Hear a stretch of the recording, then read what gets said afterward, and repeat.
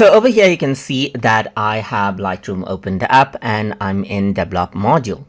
So over here on the left hand side you can see that I got some user presets right here that I made. And let's say I want to export out this preset so that I can actually go ahead and then save it out as a separate file so that I can share it out with others. In that case, you can simply right click on the preset that you want to export and then go around over here and choose export right here.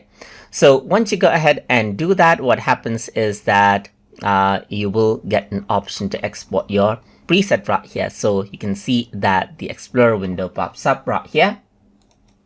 So this is what you have. As you can see, this is in XMP format. So let me just go around over here onto my TutorTube folder right here. And then this is what you have, and this is the sample preset.